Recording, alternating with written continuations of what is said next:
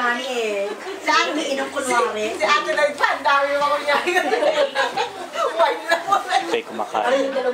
Pang-5 na yan. Pang-5 subo.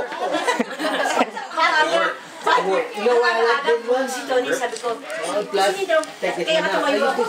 Oh, those are actually. I thought you did that yourself. No, madaling araw ka lang.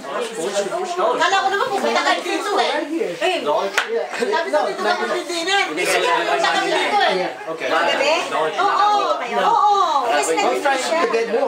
Kasi nakita ko sa Facebook. Dami nga minuto eh. Steak kami gabi. Ayaw nga, dito na ayaw nga. Wala ka magpapasok siya. Hindi, may sakit siya. Yun nga, at saka si Branda, mag-only. I have brown and blue only.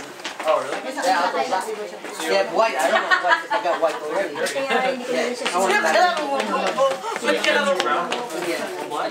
Brown blue. Yeah. But I just want to see the pull out. Nagpunta siya ng Walmart kasi bumili ako ng whey ni Benji. No, this is for taxi. That's why. Kaya yan eh. Some gloves where you create a fiber optic. So you can text it instead of having to touch That solves the problem. Sinusundan ako ng cameraman naman. The cameraman's following me. Is that how you do it? Nagkamali sila. Sabi ng BN eh.